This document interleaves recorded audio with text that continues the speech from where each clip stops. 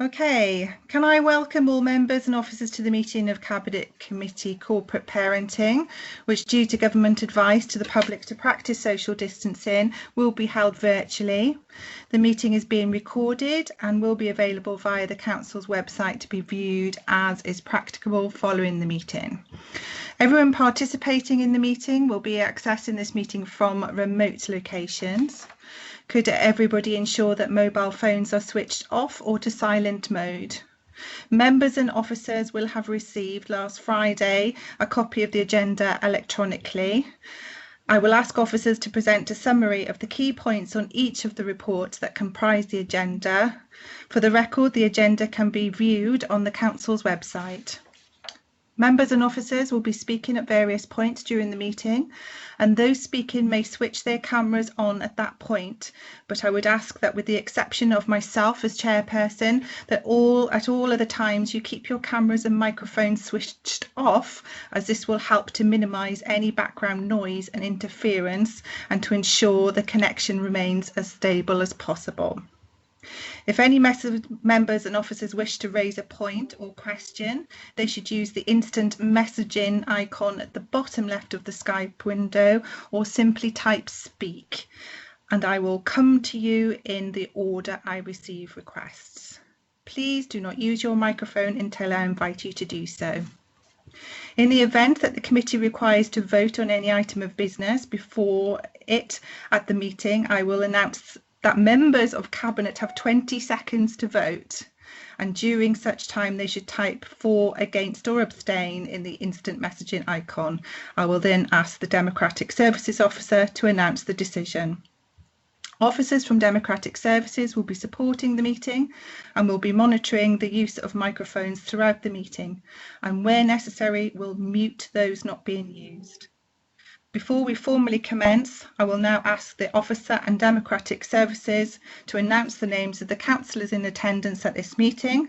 I would also ask the officers to introduce themselves as and when I invite them to speak during the course of the meeting.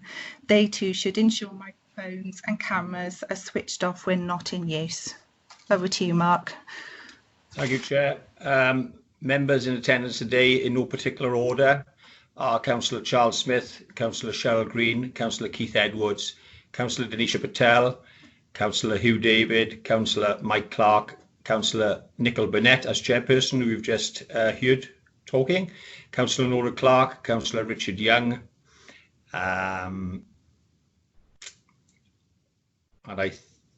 Tom Gifford, and Councillor Denisha Patel.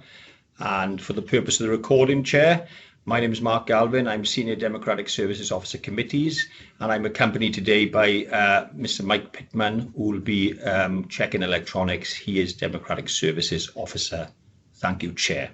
Thank you, Mark. Okay, do we have any apologies for absence? I don't think we do we? None today, Chair. None today. Okay. Agenda item 2 then. Do we have any declarations of interests? Need to receive declarations of personal and prejudicial interest from any members or officers in accordance with the provisions of the Members' Code of Conduct adopted by Council from the 1st of September 2008. No? Okay. I'm just having a look at the start of minutes. Okay, we've got some questions.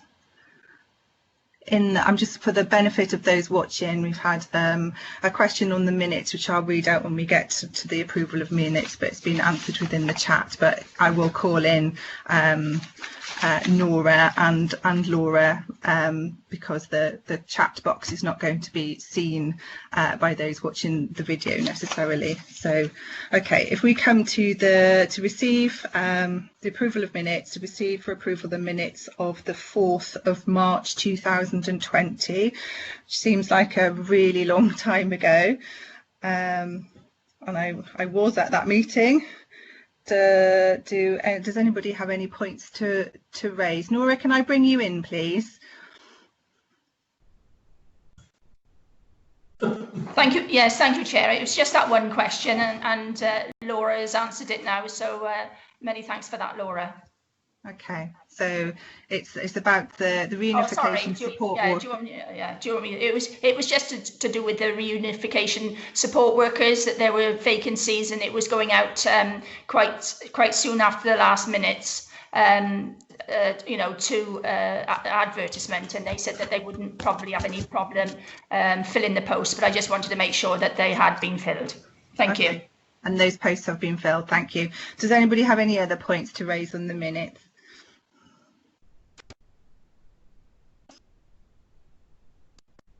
Nope. I'll take silence as no then. So are we happy for the minutes to be approved, please? I'll move the minutes. Thank you, Denisha. I'll second the minutes, Chair. Thank you, Lida. Okay, those are moved then. So on to agenda item number 4, support for vulnerable children during COVID-19. Who's presenting this? Is it you, Laura, or is it Claire? Claire is presenting this one, and I'm presenting item 5 and Steve Howell item 6 and 7. Thank you. Apologies, Chair, slight delay in getting my unmute and camera on. And for the purpose of the recording, I'm Claire Marchant and I'm Corporate Director of Social Services and Wellbeing here in Bridgend.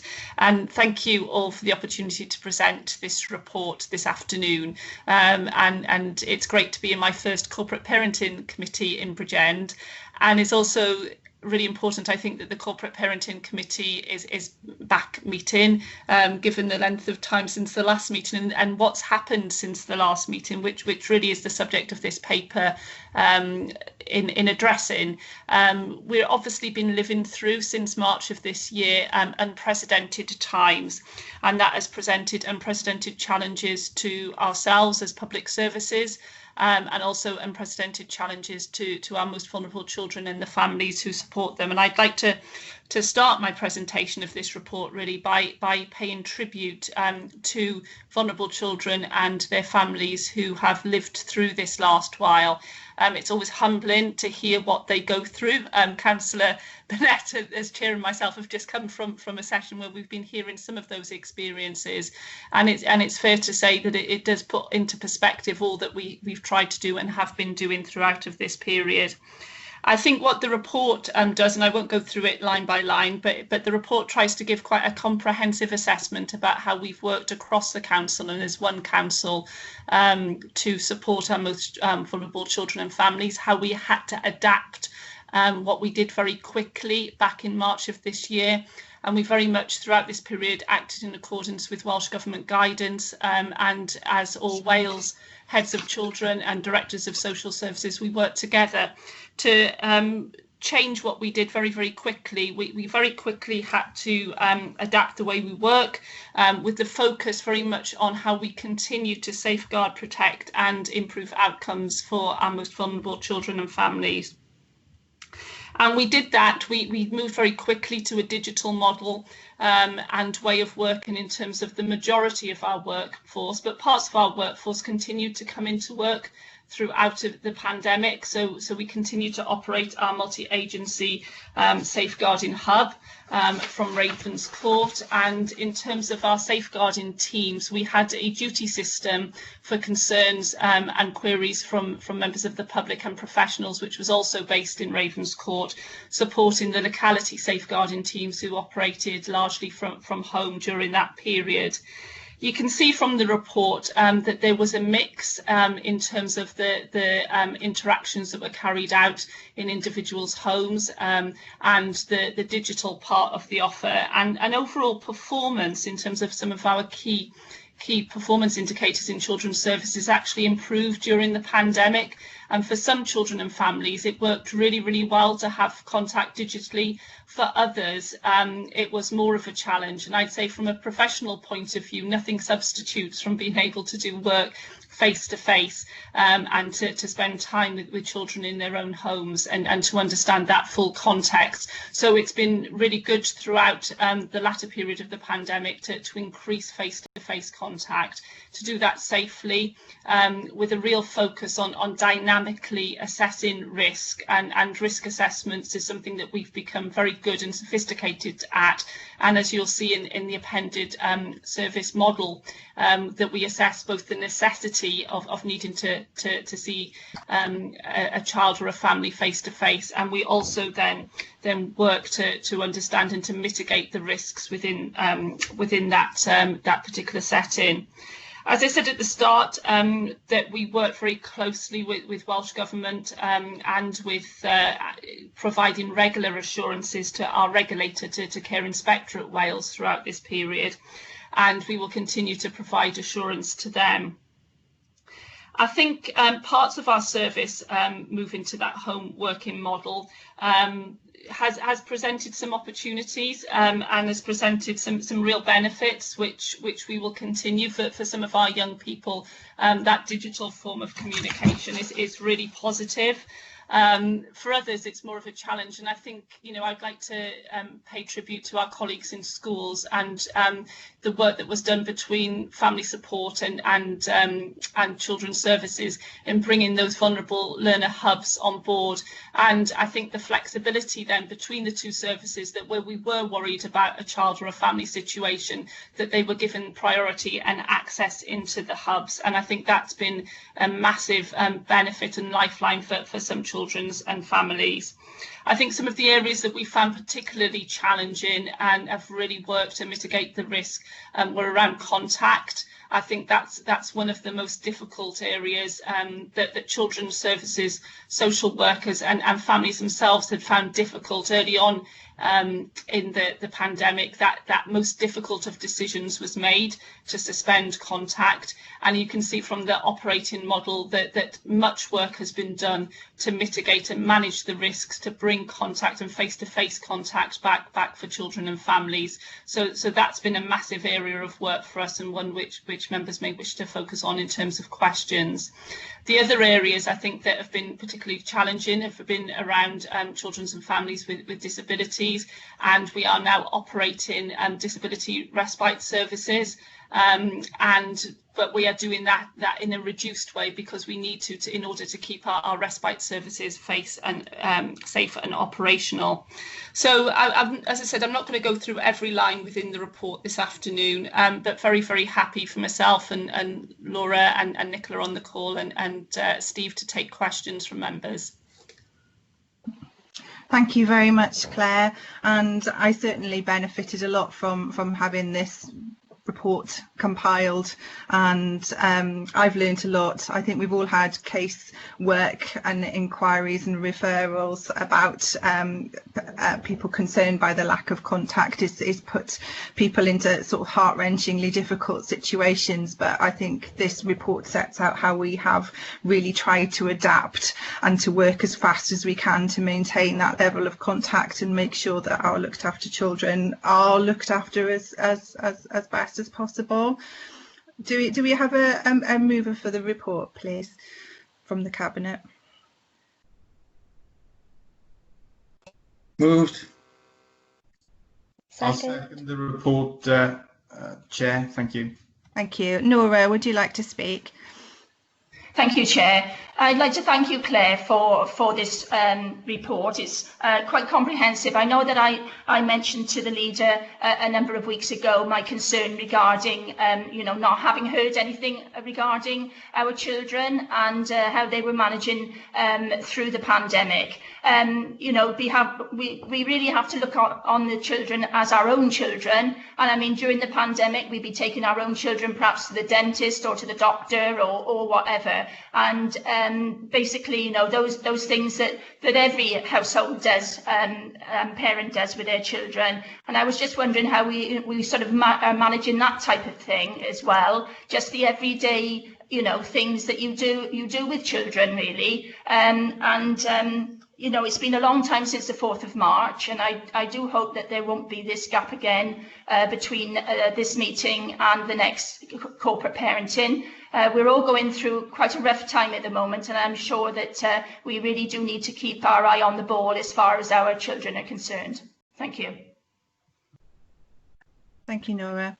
Yeah, thank you very much for the question. And I think in paying tribute to our workforce and our children, I should have paid tribute as well to families, in particular foster families, our colleagues in residential care services, and all the families who are supporting our children looked after, because they continued, as we all have as parents throughout this period, to make sure that people were and our children were accessing the services that were available. You know, it was challenging for services such as dental services and general practice. They had to change the way that they operated quite significantly, and I know there were particular challenges around dental services with aerosol generating procedures and personal protective equipment. You know, that you couldn't have a more invasive set of services really that was very reliant on those. Those services are starting to come back as well, and it's really important that in terms of the responsibilities of our health colleagues and our you know, we work very, very closely, and Safeguarding is a multi-agency endeavour at all times, that our children looked after continue to get the priority that they always have as children looked after from health services. I think one of the things that's been put on hold in the lead up, that was progressing in the lead up to the pandemic, which will hopefully be picked up again by Welsh Government, is how they might extend more formally corporate parenting responsibilities to other statutory partners. And I think that will be a real positive, already building on the relationships that we've got. Absolutely. I think partnership working is key, really. Laura, you wanted to come in?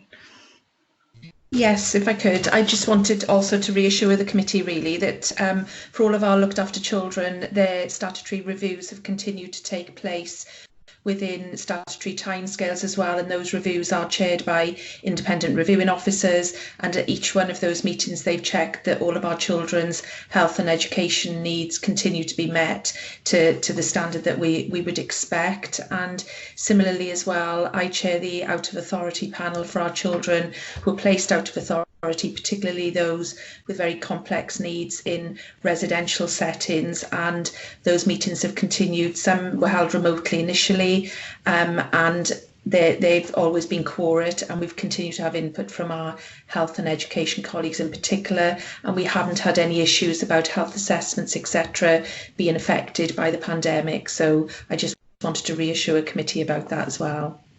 Thank you, Laura. That's really good to know. Leader? Thanks, Chair. I'm reassured by the report and the continued support that we've provided to children that are looked after and children on the Child Protection Register. I'm pleased to see that visits have continued, those statutory visits.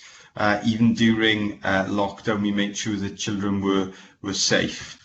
And I'd also like to pay tribute to the staff that did work during that period, when there was a very heightened level of anxiety and concern that lots of people had about whether or not they were risking their health and their family's health. So I'd certainly endorse that. Thanks to our staff. I wanted to ask about the view on whether or not there's increased demands on our services and increased need in our community as a result of COVID. Are we able to, at this current stage, quantify that? I know it's very difficult. Do we anticipate that demand will increase in the coming weeks and months? As obviously the pressures from the pandemic on families, on young people, some of those pressures are not going to be immediate, and the impacts are not going to be immediate, but maybe more medium term, and we will want to think about how we and plan for how we respond to that. Sorry, Chair, there's a couple of questions and comments in there. Thank you. Who wants to take those? Claire, do you want to start? Yeah, I could start, and then I'm sure Laura and maybe Nicola will want to come in as well from an early help perspective. I think that that referrals and demand coming through into our front door has remained reassuringly at a level which we would want it to be, and that's positive in terms of the eyes and ears out there. We're starting to see just latterly, as other services are restarting, that I suppose circumstances and situations are being brought to our attention, which you know might be the start of an increase in need and demand coming through into the statutory part of children's services, and we'd always thought that would be the case, and need to be planning for that going forward. I think, Leader, it's right to be planning for the short, medium and longer term impacts of the pandemic, because the extended period in which there have been limited access to some services and resources for children and families will impact not just immediately but over weeks and months. And we know the priority around mental health services, around emotional health and well-being, and the demand into early help services around that particularly. We also know the impact in terms of children and families of extended periods of austerity, and the impact that will have again into that demand through into children's services. We know in terms of our numbers of children looked after that the numbers coming in have remained quite low and relatively static, although we might start to see a little increase around that. We know that some of our work that we've been planning and are progressing around looking about where children might safely come through the looked after system and be reunified with birth family, or might move on to other sets of arrangements, is a little bit delayed, necessarily because of the pandemic, but that will be progressing that work going forward. Throughout the pandemic, safeguarding has obviously continued to be a multi-agency endeavour, and decisions were made to not move children from the child protection register, not to deregister without full multi-agency agreement, which I think was very, very important. So that has kept the number of children on the child protection register at a particular level throughout the pandemic as well. And I think in terms of the stability of, and I did pay tribute to foster families, the stability of some of those placements has really been very good throughout, but we can clearly see some of the stresses and strains, particularly I think around families of children with disabilities. Laura, do you want to add in? Yeah, I think I would just concur with everything that Claire has said, and I'd want to also reassure the committee that what we really did from the outset in March was that we put infrastructures in place to make sure that we were monitoring the referrals coming through our front door, monitoring the number of referrals and addressing any potential dips that we thought could give us cause for concern, and looked at how we could address those. So, for example, through the Regional Safeguarding Board, we set up sort of gold, silver, bronze structures, and a silver group which I attended every week would look at any sort of issues across the region. But a group manager for safeguarding also chaired weekly bronze meetings as well, whereby partner agencies would look at referrals coming through the front door in Bridgend, like I say, look at any dips from particular referral agencies, and make sure that leads for those agencies went back and talked to staff on the ground to make sure that they were looking out for safeguarding concerns and reporting those in the way that they normally would. And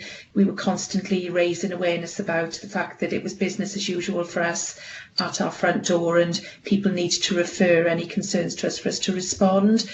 We did have a slight dip in safeguarding referrals in particular in the beginning, but we are now back to our normal levels, and we report those every week to Welsh Government, as well as the team themselves continually monitoring those as well. Thank you, Laura. Nicola, are you able to come in? Because I'm like the leader, I'm particularly interested in any early signs within the education system, within schools, of increases in children who need action. And are being identified as getting into difficulties. Yes, Councillor Burnett. I can confirm we have seen an increase in referrals to early help since schools went back in. We anticipated that. Obviously, the more people that see children, the more need is identified. We've had, as Claire pointed out, a significant increase in referrals around wellbeing, emotional wellbeing, and sort of low-level mental health issues. We have had additional monies from Welsh Government to help meet some of those requirements, and we've had monies around wellbeing workers in schools and some additional funding for school-based counselling. So at the moment, the demand is being met quite reasonably. I think we'll monitor it very closely to see if that increases beyond a point that we feel we're able to meet it, even with the additional resources that we have had. We have seen quite an increase in demand around elective home education. I'm sure members will appreciate that there are a number of parents out there who have chosen not to return their children to school, and when they are I use the word challenged, but it's not necessarily a challenge. It's a questioned by schools.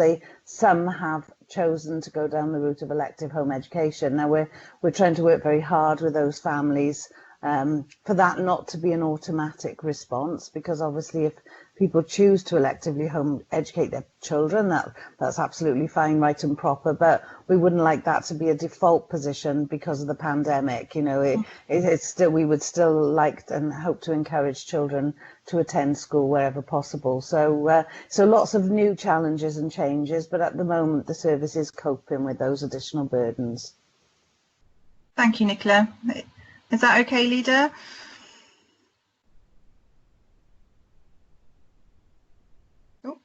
Yeah, I'm just sorry, unmuted myself. I've talked to myself for 10 minutes. It's not unusual. Yes, I'm reassured by that,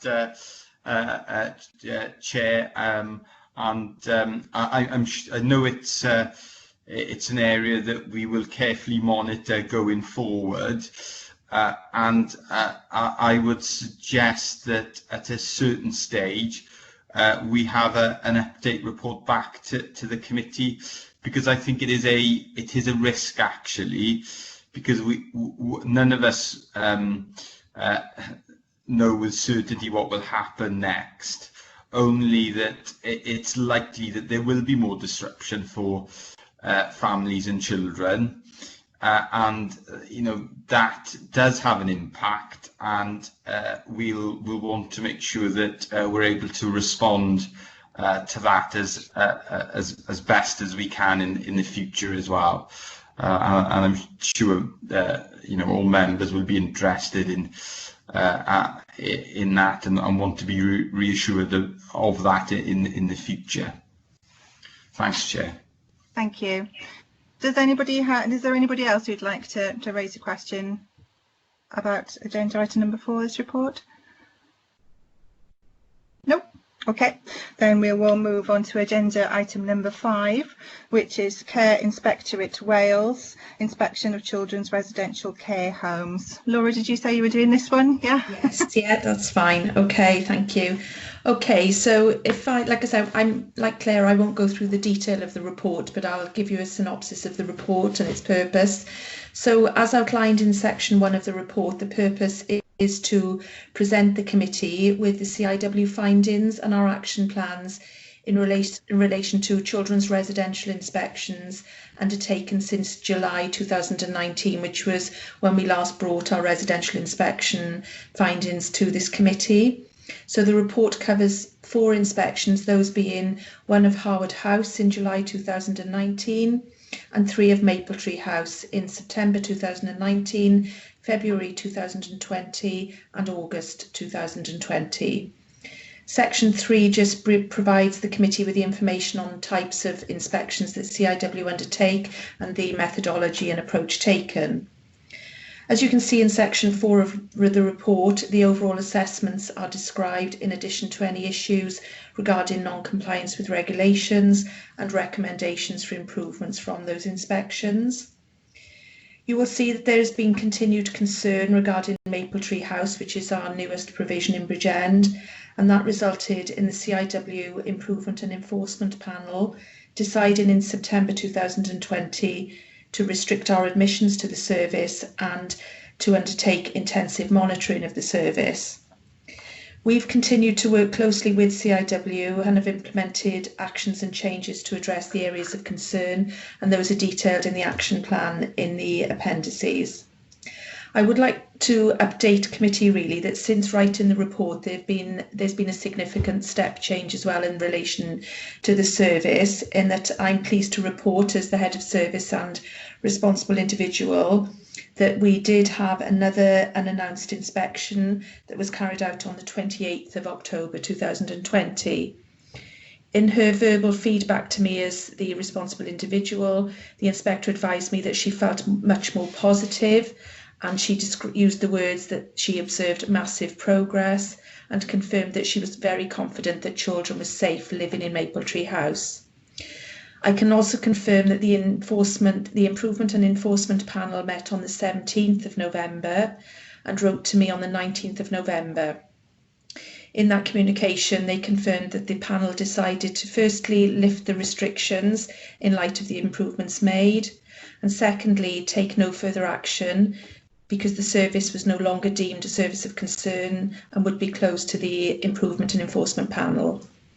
They added that following the inspection, they were satisfied that sufficient improvements had been made to ensure that all non-compliance issues had been met. We also received the draft report from the inspector on the 20th of November, and that report summarised that there were positive changes and developments to processes, structures and systems. Safeguarding was deemed to be more robust, children and young people's plans had more detail in them, and training and quality assurance had improved. There were some areas which required some ongoing improvement, but the inspector was confident that the management team and myself as responsible individual had demonstrated our commitment to continuous improvement and compliance. So therefore we will receive that final report hopefully very shortly. In terms of Harwood House, the service was also inspected in July 2019, and it was found that compliance had been achieved in areas previously highlighted as requiring improvement, and similarly all of the recommendations made by the inspector after their visit in July have been addressed through the action plan, again that's attached as an appendix to the main report.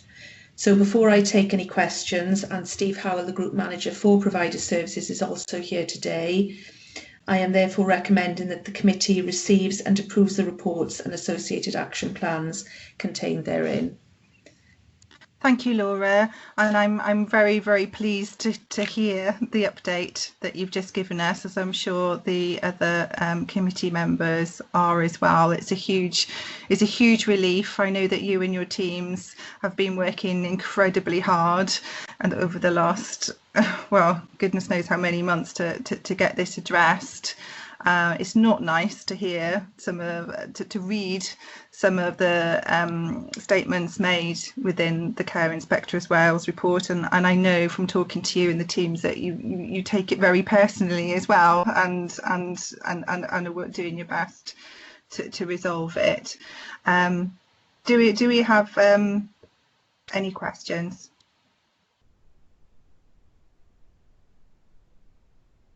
Actually, do we have a mover and a seconder for the report first? Get that out of the way. Happy to move. I'm happy to second the report. Lovely. Okay. Cheryl, you've made a statement in the box. Would you like to make a comment, please, or raise a question? Yes, certainly, Chair. Can I say that the added comments by Laura were absolutely very, very reassuring, and it looks as if everything's totally back on track now. So thank you, Laura. Thank you, Cheryl. Thank you. Yes. Leader? Yeah, like Councillor Green, I'm reassured by the update that the head of service has just provided. Could I just check that all the action points from the action plan that was agreed have now been undertaken, please? Yes, I'm going to bring in Steve to talk about that detail, if that's okay, Leader. Thank you, Laura. As long as it's okay. Thank you, Steve. Yeah, thank you, Steve. Yes. Just start my video a second, sorry. So yes, so there are some points where we've made significant progress. Most of them would be finalised and completed. There are some where we would, it's on some ongoing work is still required. So and that would be so things like reviewing the personal plans was one of the actions, for example, that whilst that work has been completed in terms of the original piece of work, that'll be an ongoing task because they'll continue to be reviewed and updated as appropriate and as it's needed. So, and of course, whenever there's an incident, there's an example of personal plans being reviewed and updated following any incident, that will continue throughout throughout our work year. Every time there's an incident, we will review them, we will update them. So as the action's completed in those sort of instances, it is still an ongoing process. So that's why it's reflected in that way in the action plan. There's some small pieces of work again that we are still we want to. So as Laura alluded to, there's a lot of progress being made. We are compliant, but we also recognise there's still some areas that we need to finalise and continue to build on. Again, an example of that is about things like developing a form to capture debrief sessions with young people after an incident. And again, it's about making sure that we get the capture in the best possible way, making sure young people do get an opportunity to have their voice heard, and we're working with the behaviour clinic to make sure that is a form the young people will want to actually use and work with us rather than just putting anything in place. But there is progress on that, and that work is ongoing. So again, and the things like daily recording, the evidence is there. We've done that work, but we will continue to do that work because again, what we don't want to do is assume that once now we've achieved areas of compliance, we'll maintain that without continuing to do this work to maintain the standards that we've achieved so far. Thank you, Steve. Is that okay, Leader? Yes. Yeah. Thank you. Very reassuring, Laura and Steve. Thank you. Okay, Howell? Yeah, thanks, Chair. Sorry, Leader, I cut across you then. 4.13 of the report, the final bullet point there, it mentions that there's a new facility being planned. I'm aware that this is on the former Brynmelyn Primary School site. I'm just wondering if you could have an update. Is this still on track to open next year in 2021? What will the benefits be of this new facility? Okay. Okay, I can respond to that, Councillor Williams. Yeah, I can confirm that we are still on track.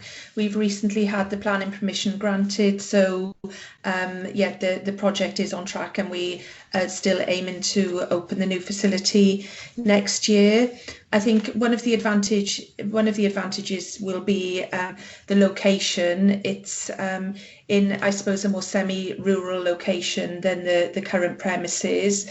For Maple Tree House, there's much more outdoor space where the children and young people live in the service will be able to spend time, which I think will really improve or will sort of achieve improvements in terms of their emotional and physical well-being as well. So I think that's one of the first things to say, really. And I think the building itself as well, I think the building where Maple Tree is currently delivered from isn't really very suitable in terms of the layout. It's quite a small building. It does just about meet the regulatory requirements in terms of the sizes of the rooms, etc. But there isn't much additional space there for the children to be able to spend time with staff or one another, or time alone as well. The space is very limited in that building.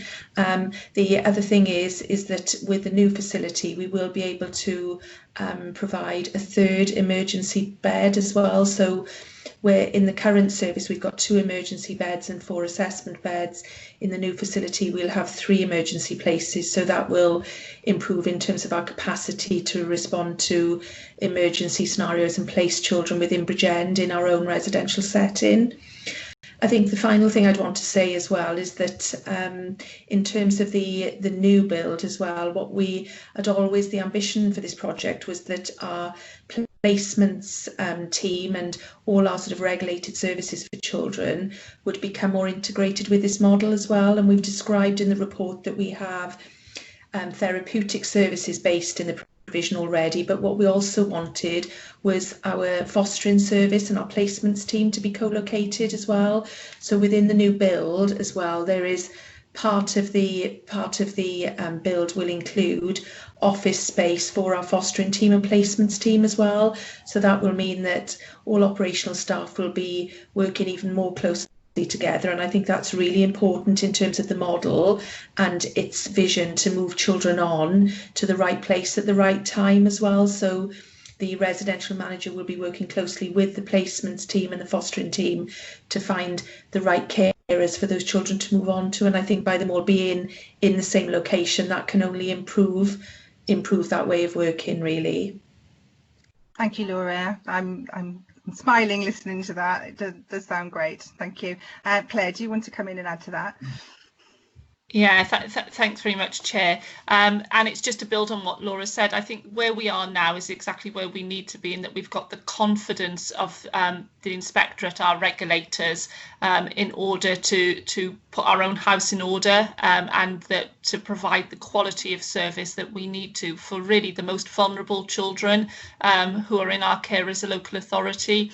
These are children and young people, we must remember, who would otherwise be in out of area places, and this service is providing massive improvements and outcomes for those children. So in Bridgend we have a very low number of children who are in out of area placements. We're caring for our children within our own county, which is really important. It is obviously important we get all the basics of that service right, which is a position that we're now in. It's also really important, as Laura just set out very eloquently, that we've got a vision about how this fits with that ongoing approach to keep Bridgend children within Bridgend and to wrap services around them and plan quickly for permanence and their ongoing destination.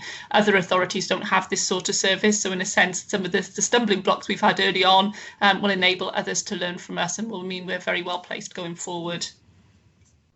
Thank you, Claire. Yeah, I mean, I think we are being very innovative as an authority, and yeah, it is difficult to think of children possibly not getting the best that we could deliver, but I think we've proven that we are working to ensure that they do get the best that we can deliver, and that's going to continue as well. So I'm really excited to see, and hopefully I'll get to have a look around the new site in Bryn Melyn, and we'll be let out at some point.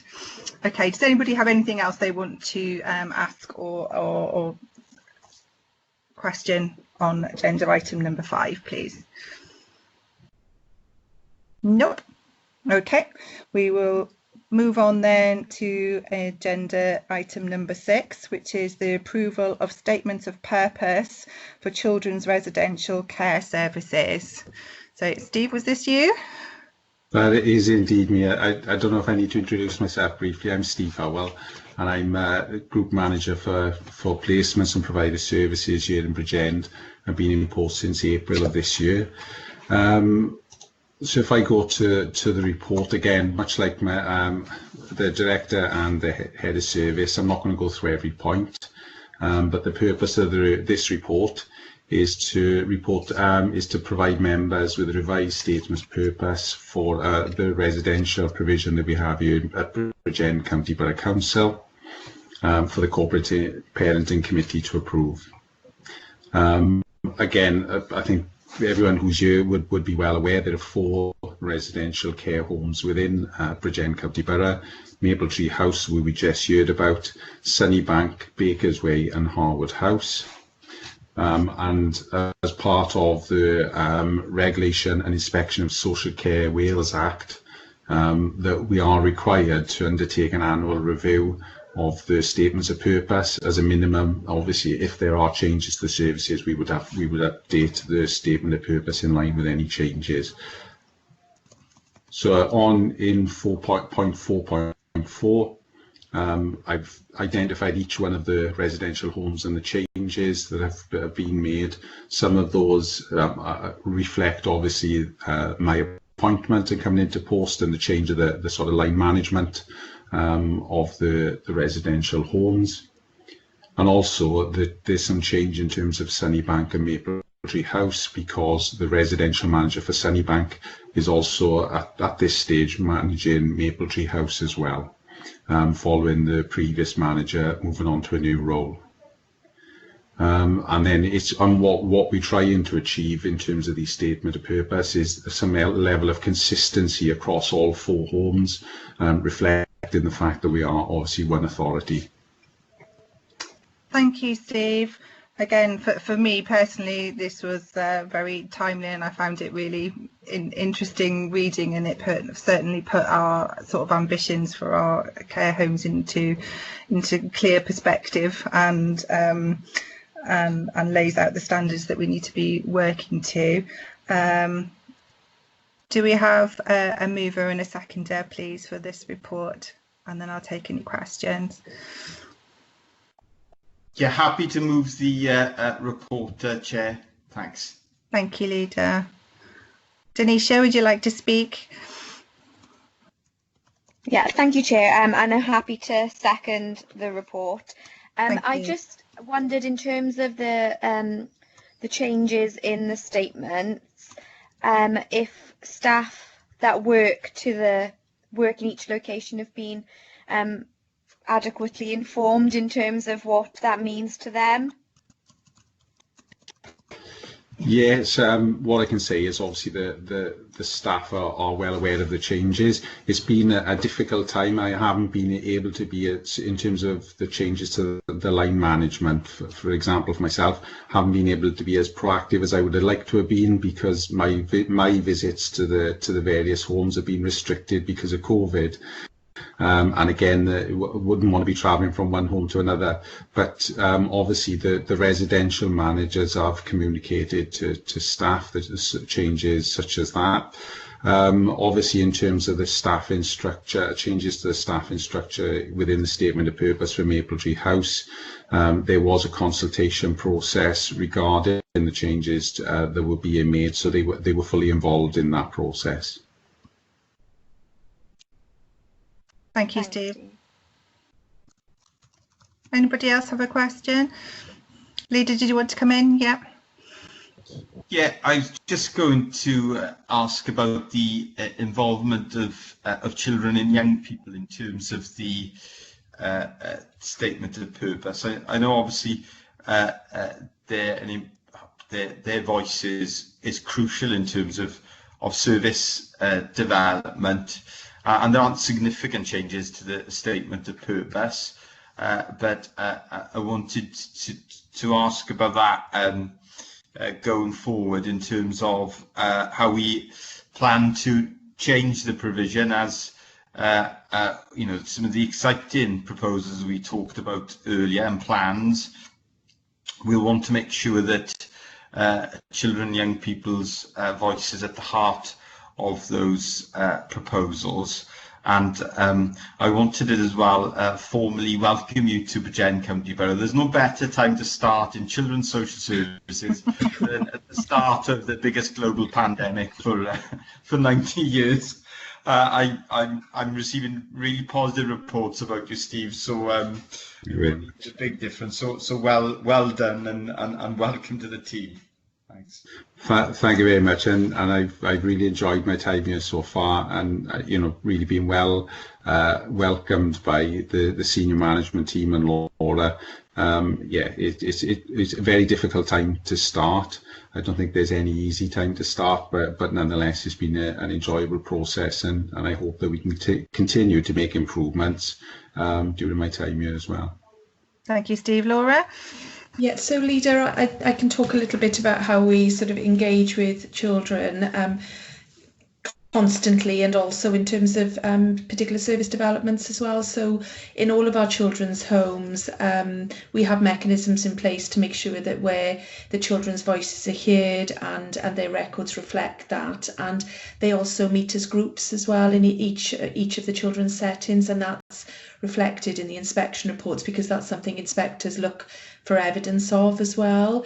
And as a responsible individual, I used to visit, but now I have remote RI catch-ups with all of the residential managers at least every quarter to all of the services.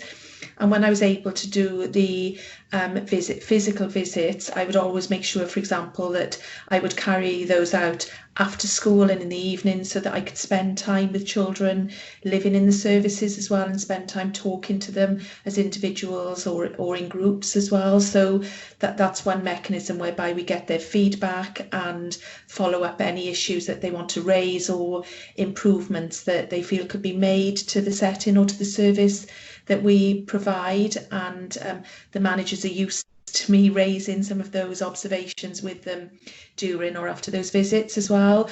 And in relation to Mapletree as well, for example, because of the context that was described in the previous report, I've actually physically gone to Mapletree a couple of times because it's been the right thing to do, and we've properly risk assessed that arrangement.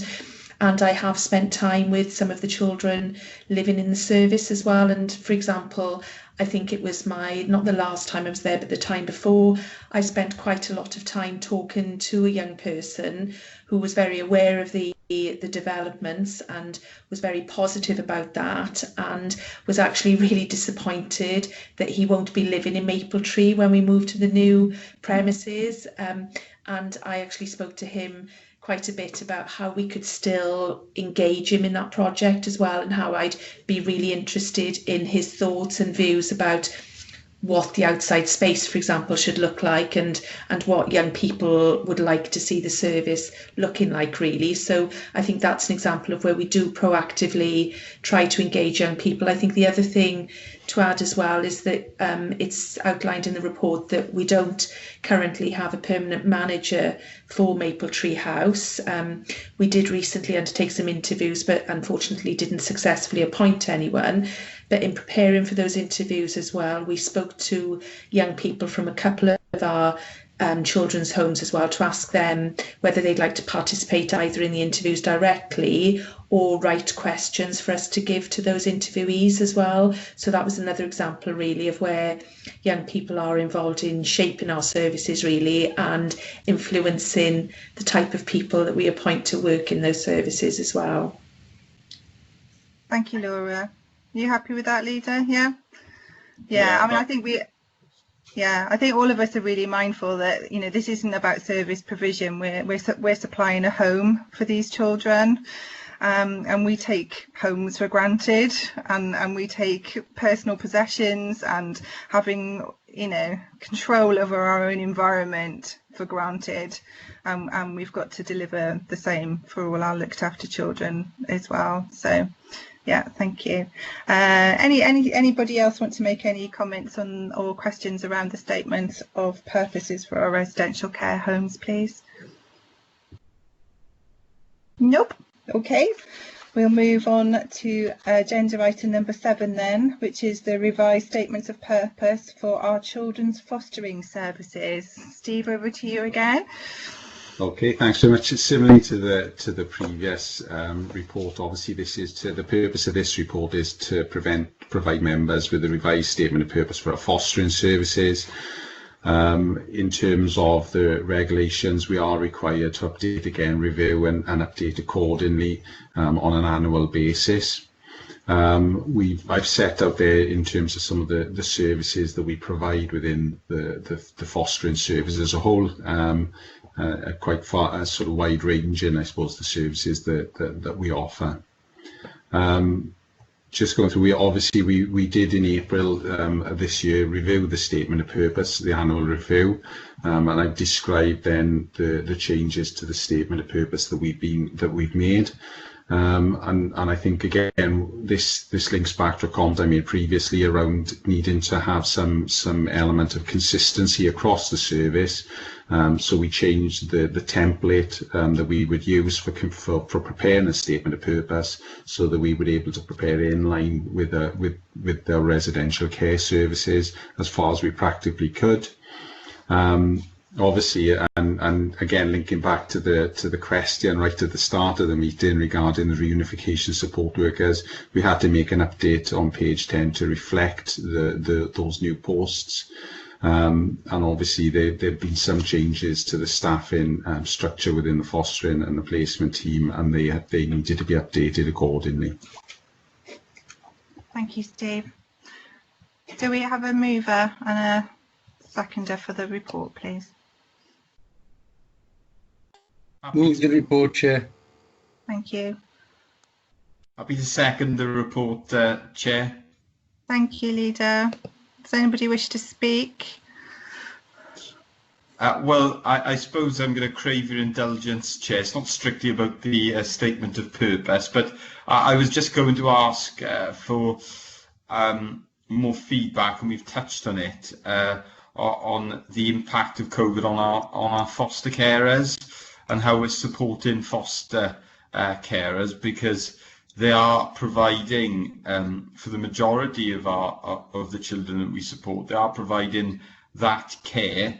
Most of them do a wonderful job in their own homes, and some of the support that we would have provided pre-pandemic certainly wasn't available, you know, at the start of the pandemic, and has been provided in different ways, isn't it, Steve? Yeah. Which no doubt has been a difficulty for some foster carers. So I wanted to ask about that, and whether or not that does need to be reflected in the statement of purpose. I don't think it does, but it's worth double checking that, I think. Yeah. Okay, so I'll try and answer your question as best as I can. So I think in fairness, and as has already been acknowledged by Claire and by Laura, our foster carers have done an incredible job during this time. What we have seen is an incredible level of resilience within our foster carers, who've continued to support children and young people when obviously they've had their own anxieties and worries to deal with. So I can't give them enough credit for everything they've done for us as a service and for the children and young people. I think in terms of the support, what we've done from the start is kept very close monitoring of the level of support each particular individual foster placement needed, and that was reviewed and updated on a weekly basis. And we developed a RAG status report where obviously where placements were at risk of breakdown, we would offer additional support. They'd be coloured red, and obviously we would provide additional support. And that right from the start, as with other services, lockdown hasn't meant we just didn't do any visits, and what we've done is target, if we've had any home visits needed to be undertaken, they would be done to those placements that needed them most and needed to be prioritised. The other thing is, you know, obviously we've continued to offer supervision and support to foster carers ongoing through telephone contact, and they've continued to receive supervision from a supervising social worker throughout the last 6 months, and that continues now.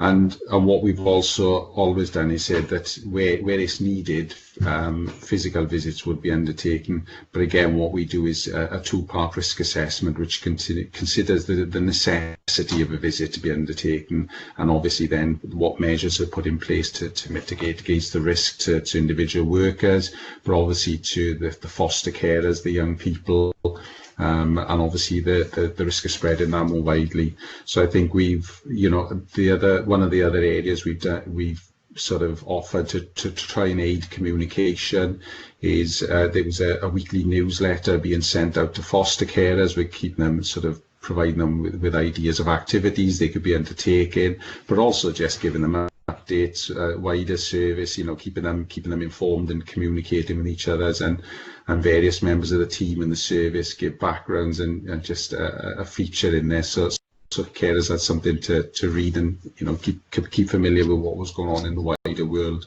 So it's been that ongoing communication, and where we've needed, we've also then been able to support with respite care.